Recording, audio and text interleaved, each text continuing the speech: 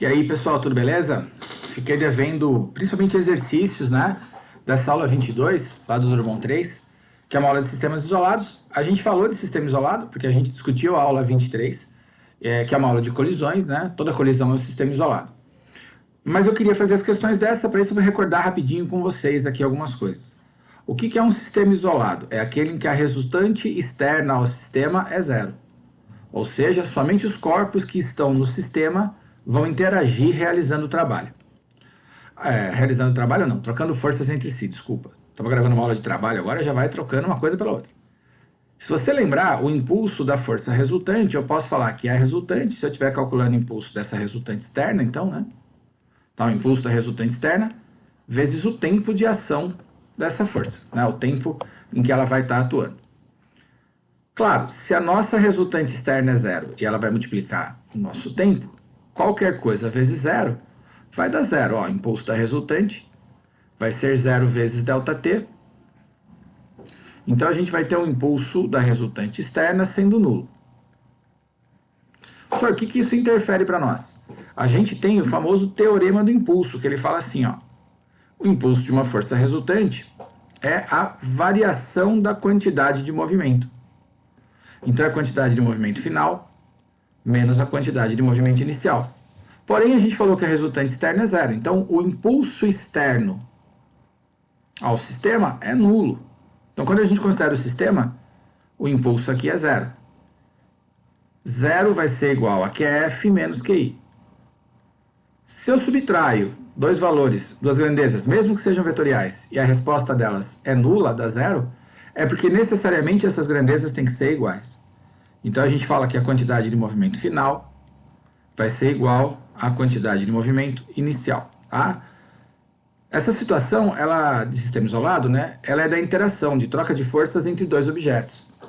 Às vezes a gente fala então o seguinte, ó, que a quantidade de movimento depois da interação é igual à quantidade de movimento antes. Ou de outra maneira, que há conservação da quantidade de movimento. Então, a conservação da quantidade de movimento. Deixa eu empurrar isso para lá que tem uma hora que fica difícil escrever na parte mais baixa aqui da minha mesa. A conservação da quantidade de movimento. Beleza? Por que a quantidade de movimento, ou a resultante lá em cima, ou o impulso, tem uma seta em cima da letra? Porque a grandeza é vetorial. Então, essa grandeza ela tem direção, sentido e intensidade. Quando o problema ele pega nessa parte vetorial, ele fica mais complexo, ele fica mais difícil de resolver. Entretanto, existem muitos casos que vão se enquadrar nessa situação que eu vou escrever para você aqui embaixo. Que é um caso particular, mas que a gente vai resolver de uma maneira mais simples. E eu vou arriscar dizer para você que ele resolve a maior parte das questões. Algumas questões a gente tem que adaptar essa forma de resolver, e uma ou outra que você vai sofrer mais, que você vai precisar dar tratamento de vetor. A hora que você tiver dúvida nessas questões mais complexas, me procura, tá? Que eu estou te ajudando, né, a resolver os casos mais comuns, não comum de mais fácil, mas os que são mais cobrados. E os mais sofisticados, depois que você passar por todos eles, esses simples, vamos dizer assim, a gente dá um passo a mais. O caso particular muito comum que a gente vai ter é uma interação entre dois objetos. Tá? Então, dois objetos em fenômenos que a gente chama de unidirecionais, que acontecem em uma só direção. Tá? Uma única direção. O que é uma direção só, unidirecional? Está só em um eixo de movimento, somente no eixo X, somente no eixo Y, tá? Coisas desse tipo. Meu vetor não vai estar inclinado, por exemplo, em relação ao eixo XY. Se tiver inclinado em relação ao eixo XY, eu também consigo dar um jeito de resolver. Quando o meu fenômeno é unidirecional, então ele acontece somente no eixo X, por exemplo, eu tenho só duas possibilidades de movimento. Ou ele vai andar para o lado positivo do eixo X ou para o lado negativo. O que a gente faz, então? Orienta a trajetória, tá? Escolhe um lado desses para ser positivo, e aí aquela quantidade de movimento, ela vai ser a soma escalar do produto da massa pela velocidade dos objetos. Como assim, professor? Ué, se eu tiver dois corpos andando no final e os dois estiverem andando no eixo X, por exemplo, a quantidade de movimento de um deles é massa vezes velocidade e a do outro também é massa vezes velocidade. Vamos supor que os dois estão andando para a direita e eu escolhi para a direita positiva. Ué, esses dois caras vão ser positivos, eu vou somar essas quantidades igual eu somaria com vetores de mesma direção e sentido. Ah, mas e se um for para a direita e o outro for para a esquerda? Uma dessas velocidades vão ter sinal negativo, né? Uma das duas, e a outra vai ter sinal positivo. E aí eu vou acabar subtraindo as intensidades como eu faria se eu tivesse resolvendo essa soma de vetores de sentidos opostos. Em outras palavras, ó, essa expressão aqui, que é uma expressão escalar, ela ajuda muito você a resolver problemas que são unidirecionais e que têm até dois objetos. Sendo que o VA' e o VB' são as velocidades finais, ou depois da interação. Tem material que escreve antes e depois. Então, velocidades finais. E o VA e VB, as velocidades iniciais. Muitos problemas a gente vai conseguir resolver usando exatamente essa expressão aqui. Ou adaptações sutis dessa expressão, tá bom? Então, um resumo, né, do que a gente viu nessa aula, assim, bem resumido mesmo, bem sendo rápido, né? Até porque a gente viu isso em aula, tá nessa página aqui. Se precisar parar, né, mais a parte de cima, dar um pause aí, mais a parte de baixo, eu vou passar por uma questão que a gente vai resolver aqui, ó. Questão da FUVEST. Um caminhão parado em um semáforo teve sua traseira atingida por um carro. Logo após o choque, ambos foram lançados juntos para frente. Colisão inelástica é quando gruda, tá? Ele amassa, mas ele não tem comportamento elástico para restituir, então eles vão juntos. Com uma velocidade estimada em 5 metros por segundo, 18 km por hora. Na mesma direção e sentido que o carro vinha. Sabendo que a massa do caminhão era cerca de 3 vezes a massa do carro, foi possível concluir que o carro no movimento da colisão trafegava a uma velocidade aproximada de... O que eu fiz aqui, ó? Um desenho, nem é tão bonito, podia ter feito 2 bolinhas, tá? Para representar o nosso fenômeno. O que aconteceu no final? O caminhão e o carro bateram, estão grudados, então estão andando juntos. Eu conheço essa velocidade com a qual eles estão andando juntos aqui, ó. Tá? A velocidade deles depois que bateu. É o meu V', velocidade depois da colisão. Nesse caso, como eles estão grudados e andando juntos, eu posso até usar só uma velocidade, usar só a V', não chamar de VA e VB, tá? Já que essas velocidades têm o mesmo valor. Ela vale 18 km por hora. Professor, posso usar km por hora? Desde que eu use todas elas em km por hora, eu posso. Como as velocidades estão em km por hora, eu vou manter essa velocidade em km por hora assim mesmo. Beleza? Antes da colisão, o que eu tenho? O carro vindo para cá, ó. Uma velocidade que eu vou chamar de VA, que é o que eu quero saber. E eu sei que o caminhão tem um VB que vale 0. Porque ele estava parado, tá? 0 km por hora. Ô senhor, e as massas? Bom, eu sei que a massa do carro, que eu chamei de A aqui, e a massa do caminhão, ele não deu valor numérico, ele relacionou as duas. Se a gente chamar a massa do automóvel de MA igual a M, a massa do automóvel é M, a massa do caminhão tem que ser o triplo, 3 vezes M. Porque ele falou que essa aqui, a massa do caminhão é 3 vezes maior que a massa do carro. Então vamos entender, ó. No começo eu tenho um carro andando com uma velocidade VA e uma massa M, e o caminhão que tem velocidade 0 e massa 3M. No final, os dois juntos andam com uma velocidade V'. Poderia ter chamado, tá? VA' de 18, VB' de 18. Mas como a colisão é inelástica, junta os dois no final e eu posso ter um macete aqui, falar que a massa do conjunto vale 4M. Fundamental para você resolver essas questões de conservação de quantidade de movimento é isso. Fazer um desenho simples do seu fenômeno, tá? Um desenho simplão do que está acontecendo. E agora, eu vou escrever a nossa equação na forma vetorial. Para quê? A pessoa que estiver corrigindo o seu exercício, que ela saiba que você conhece quantidade de movimento e sabe que isso é grandeza vetorial. Mas como o nosso fenômeno ele acontece em uma única direção, ó, as velocidades estão todas no eixo x, eu vou converter essa equação vetorial naquela que a gente viu na linha anterior. Massa vezes velocidade no final, e aí a massa é emão vezes v', considerando os dois uma coisa só, eu uso emão, igual a MAVA mais MB VB. Tá? Chamei o carro de A, o caminhão de B, pronto, tá resolvendo, aqui vai ficar fácil. Emão é 4 vezes Eminho. Tá? Emão vale 4 vezes Eminho. Vezes V' vai ser igual a massa de A, M, vezes VA, que eu não sei, mais a massa do caminhão, 3M vezes VB. Tá? 3M vezes VB. Eu posso substituir as velocidades aqui, né? Falar que VB é 0, vai? E aqui também. Falar que o VB' é 18. Pronto. Tá? Tava passando batido, né? Ó, a massa é mão 4m, velocidade de final 18. Então 4m vezes 18 é minha quantidade de movimento no fim. Igual a m vezes VA mais 3m vezes 0. Que esse cara estava parado no começo.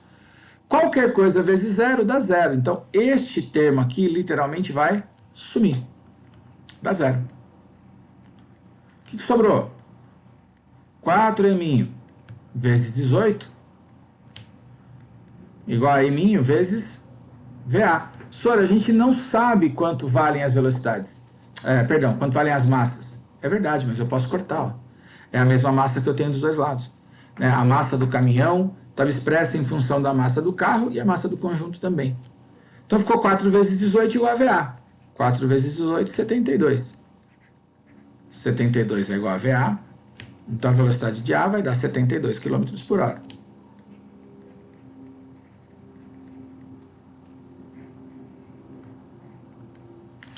Ô senhor, não era obrigado a fazer em metro por segundo? Alternativa A. Ó.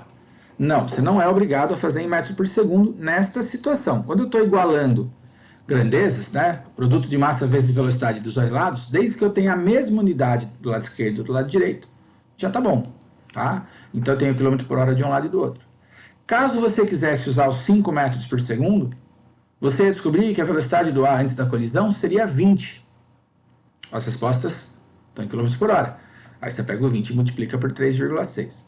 Tá? Então você vê, é uma questão, a gente fez uma inelástica na aula 23, a única diferença era que ele perguntava, acho que a velocidade final, né? Mas o jeitão de fazer é o mesmo. Vamos fazer mais uma. Essa deve estar na página 61. Você vai olhar e falar, essa deu ruim, porque eu tenho movimento vertical e movimento horizontal. Verdade, só que você separa por eixo, quer ver? Enquanto movia-se por uma trajetória parabólica, depois de ter sido lançada obliquamente e livre de resistência do ar, uma bomba de 400 gramas explodiu em 3 partes. A, B e C de massas MA 200 gramas, MB igual a MC 100 gramas. Eu vou marcar essas massas aqui na figura porque eu vou precisar usar. Você não precisa ficar voltando no texto toda hora. Ó. A massa de A 200 gramas. E as massas de B e de C valem 100. 100 gramas para essa. 100 gramas para essa. Certo?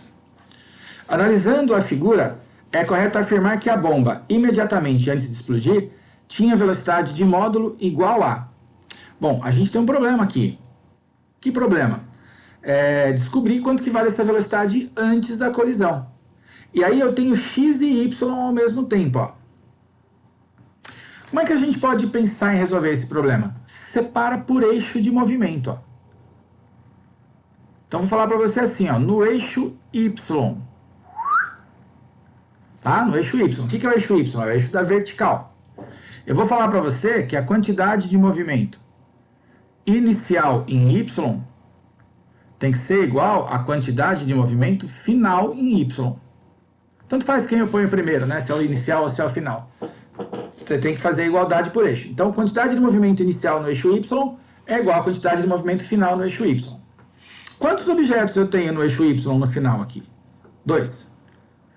Né? Então, eu posso fazer o quê? Escolher uma orientação da trajetória, escolher um lado para a velocidade ser positiva e determinar quanto que vale a minha quantidade de movimento inicial, quanto que sobra. Tanto faz, a sua orientação de trajetória é você quem decide. Eu vou dar uma sugestão para você. Ó.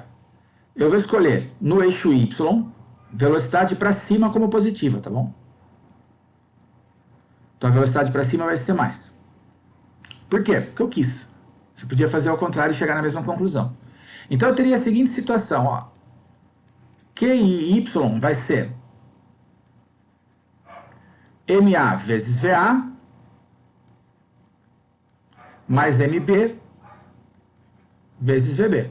Vamos descobrir quanto que vale a quantidade de movimento inicial no eixo Y. A massa de A, 200 gramas, vezes a velocidade de A, era 100, não era? Só que eu escolhi na vertical para cima positivo. Se essa velocidade aqui é negativa, aqui vai ter que entrar um menos 100. Tudo bem? Mais a de B agora, né? Vai passar uma linha de baixo aqui, mas eu vou fazer aqui mesmo. Eu ainda não me organizo direito com a mesinha digitalizadora. Ó. A massa de B, 200. Tá aqui, massa... Opa, errei. Massa de B, 100. 200 era a velocidade, né? Vezes a velocidade de B, que é 200, e essa aponta para cima. Então ela é positiva. Então, vezes 200. Fazendo a conta, ó. 200 vezes 100, só que negativo, menos 20 mil. Essa é a quantidade de movimento do A. 20 mil para baixo, tá? Mais 100 vezes 200. Ué, 20 mil. A gente não está pondo unidade de medida aqui, até porque a resposta dessa quantidade de movimento vai dar zero. Mas se eu fosse pôr a unidade, tá? A quantidade de movimento nessa situação, vou até colocar para você aqui, ó. Com os dados que eu estou usando, quando a gente fala de quantidade de movimento, eu ponho em colchetes, seria o produto da massa que está em grama vezes metro por segundo. Ô senhor, eu posso usar grama vezes metro por segundo? Na igualdade eu posso. Se eu fosse calcular força, se eu fosse calcular impulso, talvez valesse a pena usar sistema internacional. Mas na igualdade eu posso. Então eu não era obrigado a passar para quilogramas aqui. Se você quisesse, a única diferença é que o resultado ia dar 1000 vezes menor. Tá, ia dar 20, menos 20 e 20. Só que isso não muda o resultado da soma, né? Menos 20 mais 20 mil, ou 20 com menos 20 mil, dá zero. A quantidade de movimento antes da colisão, antes da explosão, na verdade, no eixo Y é zero. O que isso significa para mim? Que um pouquinho antes de explodir, imediatamente antes de explodir, essa bomba não estava nem subindo e nem descendo. Conta para mim, como é que essa bomba deve estar, então, se nessa situação ela não está nem subindo e nem descendo?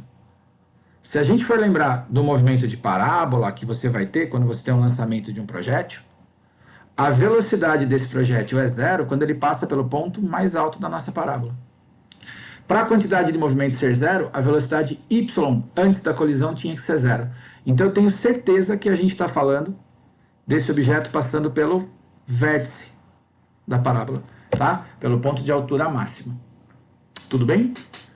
Porque ele não estava nem subindo nem descendo, então não tenho quantidade de movimento no eixo y, por isso que MAVA e MBVB têm o mesmo valor em sentidos opostos.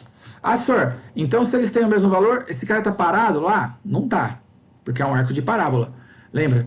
No arco de parábola, esse caboclo tem velocidade para frente. Que inclusive é essa velocidade aqui, ó, que eu vou chamar de Vx, que a gente quer descobrir. Essa velocidade Vx, ela acontece antes da explosão. Se ela acontece antes da explosão, esse corpo que estava se movimentando aqui, ó, eu sei que tem uma massa de 400 gramas. Então eu fiz uma para o eixo Y, agora eu vou fazer uma para o eixo X. A mesma brincadeira que a gente fez na questão anterior, somente para o eixo X agora. Eu vou descer um pouquinho a figura aqui para a gente poder escrever. Então aqui embaixo, no eixo X, quantidade de movimento final em X, lembra que eu falei, tanto faz a ordem que você escreve, tem que ser igual à quantidade de movimento inicial em X. No final, no eixo X, quantos objetos eu tenho andando? Um só, que é o C. Então eu posso falar que MC vezes VC, só tem um objeto no eixo X, vai ser igual. Aqui eu tenho um objeto só andando no eixo X também. Só que era antes de explodir, então esse objeto tinha 400 gramas, eu chamei de emão. Emão vezes Vx, o que a gente quer descobrir é o Vx. Tá? Então é muito comum aparecer esse tipo de situação, que a gente vai usar essa história dos dois objetos, às vezes eles estão juntos porque eles se grudaram, né, se uniram, aderiram um ao outro no final, ou antes de explodir, estavam juntos também. E sai, a conta fica fácil, ó. Massa de C, 100, vezes a velocidade de C, que ele me deu, 400, igual a massa antes da explosão, que era 400. Repara que aqui está em grama e ali também, então não tem problema, vezes o Vx que a gente está procurando. Pessoal, corta o que é semelhante, ó. 400 com 400, já era. Sobrou para a gente que o Vx vale 100. Então a gente consegue escapar, tá, dos movimentos, mesmo quando eles têm dois eixos, se a gente separa. Óbvio, exercícios mais sofisticados, mais difíceis, talvez a gente não consiga fazer assim com facilidade, mas a gente consegue resolver, consegue escapar ou dar tratamento de vetor. Então essa aqui, ó, imediatamente, né, antes de explodir ela tinha velocidade de módulo 100, tá, porque ela não subia nem descia, exatamente na altura máxima de sua trajetória, lá no vértice da parábola. Beleza? Dá uma olhada na tarefa, tendo dúvida, tendo mais exercício, é só me escrever, eu vou resolvendo e vou postando para vocês. Belezinha? Dá um pause nesse vídeo aí, volta quantas vezes você precisar, juízo, e a gente se vê lá pela escola. Abraço!